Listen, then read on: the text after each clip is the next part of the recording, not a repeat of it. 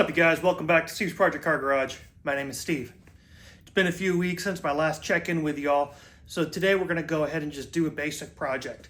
In the last video, you saw me go ahead and put together the alternator and get that all mounted up.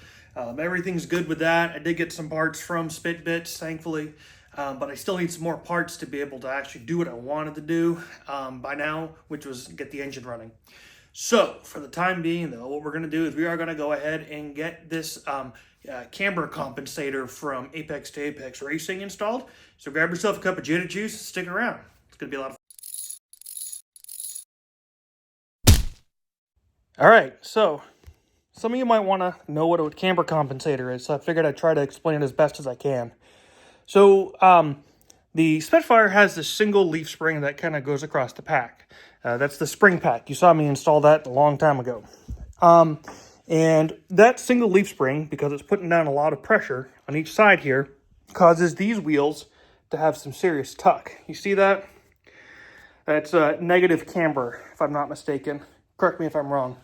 And so what the Camber Compensator does is it takes that negative camber and it squares it out. So that way, instead of having the wheel tucked in at such a steep angle like that, it will make it a lot straighter.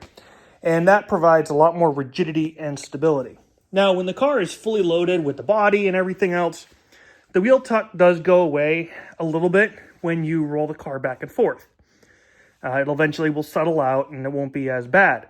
But if you were to go ahead and take a very sharp, quick turn and the rear end of the car were to lift ever so slightly in any direction, it can cause these wheels to tuck in like this, causing the patch of road you're touching to be really small. And it can cause some serious instability. I've seen some famous pictures, I'll post one here, of where the tires have tucked in when someone was doing some rallycross. Now, I don't plan on doing anything like that with this car, but I don't want to have that kind of risk, because it's going to be myself and my wife riding around in it. I don't want any kind of serious danger. So, how do you fix that? It's with a Camber Compensator. I'll dive into the individual parts of that in just a minute. Let me get it all laid out, and then we'll dive into getting this installed. According to Ralph, it should take probably about 20 minutes with the body off. We'll see if that's the case. So here's what we've got for parts for this project. So we have this bracket, and this bracket is going to attach underneath here to the differential. So we have to undo 3 bolts from the diff, and then this mounts up there. And then you have this main support beam. This is going to be what crosses both sides. And pretty much this is going to bolt on like that. Actually, I think it's like this. I'll have to check the diagram, but I think it goes like this. Anyways, so then we have these guys. We got these nice polyurethane bushings. And then these brackets. These brackets will end up sitting something like this. Right here onto those. Again, I'll have to look at the instructions. I may have some of that backwards, but that's the kit. Unfortunately, I'm missing some stuff that I'm responsible for.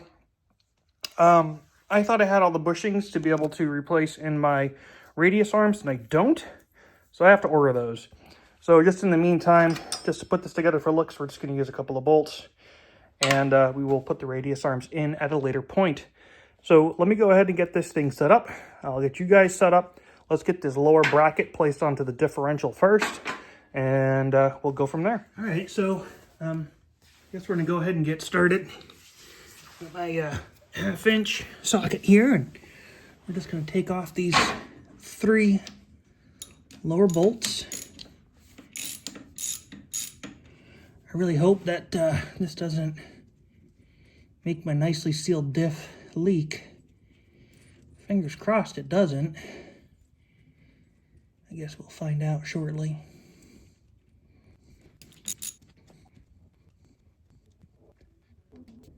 Someone's out playing around tonight. Oh, there's some diff fluid.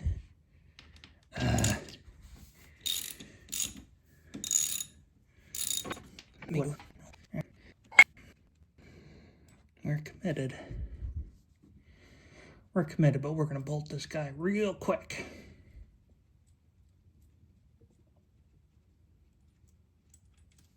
Ooh, that makes me nervous. right, so we're going to put the bracket facing this way. I'm actually going to start with the middle bolt, because that'll just make this that much easier.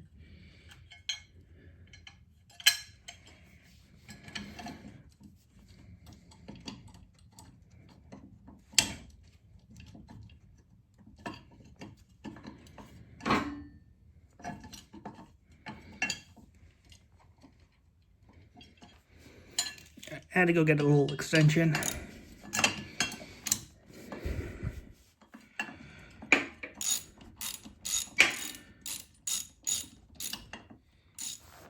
I'll put this guy up in here. I found these holes are drilled pretty tight, so the tolerance for getting the bolt through the actual bracket is very tight, especially when you factor in the powder coating. So that's just something to remember. All right.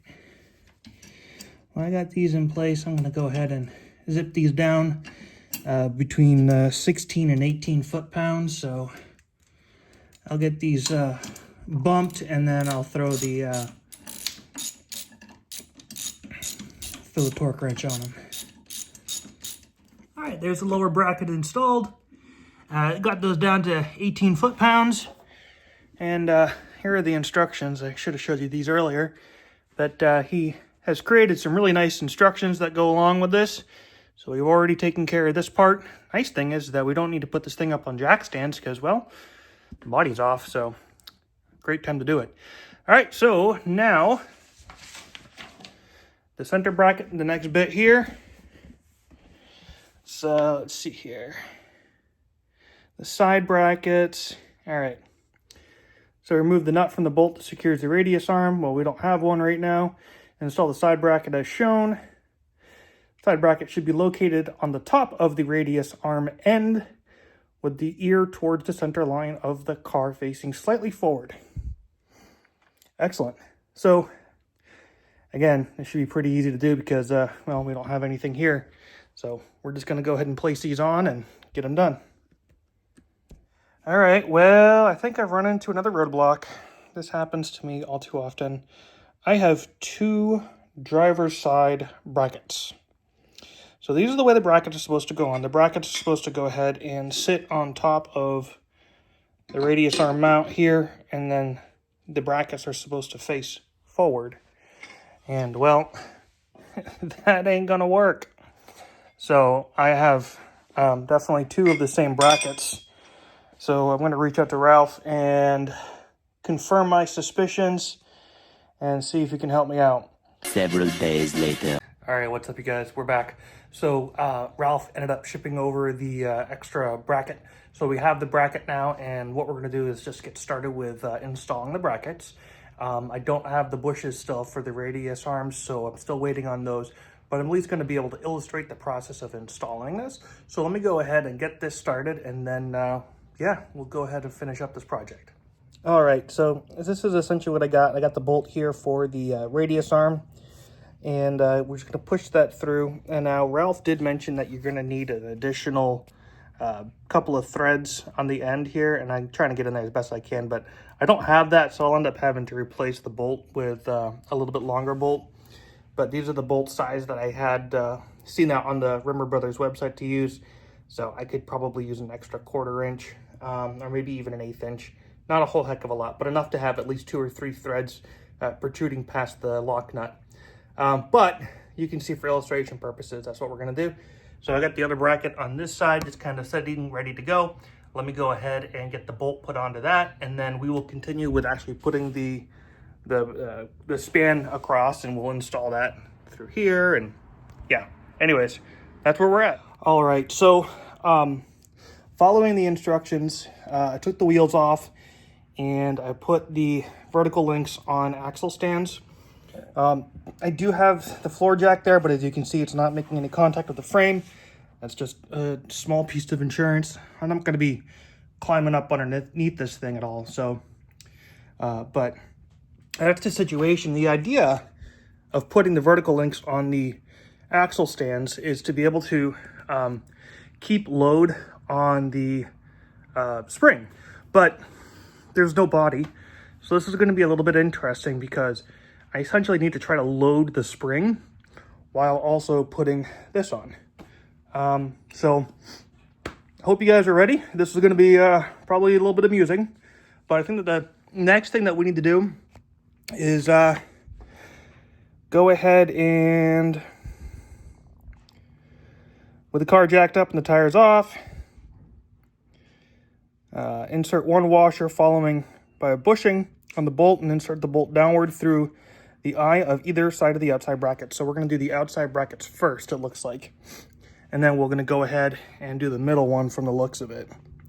So let's go ahead and get this started. We got these guys here, one for each side. So yeah, let's just see what we can do. All right, so here's what we have. So we got these nice polyurethane bushings. We got a nut down here, torque nut. And essentially we have the top portion, which is this portion here that's gonna end up living in here. And then a spacer, and the bottom portion, which is gonna end up living and going through this guy. So what we gotta do is just take all of this off, try to keep it in order, which is always easier said than done. We're gonna place this guy on through. Then we're gonna start putting this all on like so. Now I'm guessing, looking at this here, install the spring onto the bolt followed by another bushing and locking washer. So we'll start by doing that. We're going to install this and the washer.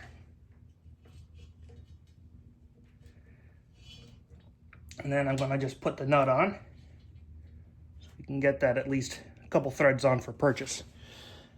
And now we'll end up having to go to the other side and do the same thing. So yeah, let me get this going on the other side and rinse, wash, repeat. All right, so here we are. So this is kind of what I was worried about, because the spring has absolutely no load on it whatsoever, and it didn't to begin with. I got this huge gap here. Now, Ralph's book says that should be between 1/2 inch and 1 inch. That's more like 3 inches. But I think it's because the spring has no load on it whatsoever. But I did tighten the bushings down until they started to compress. They could probably be tightened down more, but I'm not going to go crazy with it yet. I'm going to put the wheels back on, and then with the wheels on, I'll lower it down and see if I can somehow get this thing to compress more. I might just be kind of stuck though until I get the body on and I actually get more weight on here, because right now it's nothing. So let me get the wheels on, let's see what happens, and we'll go from there. All right, so we're gonna leave everything the way that it is. I got in touch with Ralph and I kind of asked his opinion on it, and he said that you should wait to put the tub on to get more weight on this, because trying to do it otherwise is setting yourself up for either damaging the spring or hurting yourself. So that's what we're gonna do. I'm gonna take the last bush here, and essentially the nut on this comes off. I'll just show you for demo purposes so you can see. And you drop it on the floor, that's part of the instructions. And so the bolt will come up through this guy, eventually go into here. And then after that, the bushing and the washer go on top. So the bushing and washer will sit up, well, like here. And then you put the nut on and tighten it down. So that's going to be it. Not much more to it, but that should pull everything all together. And eventually with all the weight, I can roll the car back and forth a few times. All this negative camber will come on out. So let's go ahead and get this video. All right, so that's where we're going to wrap up for this video. I just want to give a big shout out to Ralph with the Apex2Apex Motorsports for the Camber Compensator. Which is also, just in case you didn't know, a Joe Curry design. So big shout out to both of them. I'm super happy to have this kit on here. It's going to definitely help out with some of the issues that are notorious for this model of Spitfire. While I've been waiting, because this has been like a week in the making of this film, my bushings arrived for the radius arms. So I got some more work to do there. Got to press these bushings on in, but then I'll be able to go ahead and mount those in, which is another good reason as to why I shouldn't try to load the spring, because I'm going to have to take the bolts out anyways to put these in. So, right, makes sense. So, stinks I wasn't able to finish it, but it all makes sense. Smarter, safer, do it later. But the bulk of the work is done. It's really now just a matter of loading up that spring with some extra weight of the car and, yeah, putting that last bolt in. So if you haven't done so already, please go ahead and hit that subscribe button, click the bell to get those post notifications. And just remember that when working on project cars like this, sometimes the project doesn't happen as quickly as you want it to. But most importantly, don't be that dreaded previous owner. Cheers.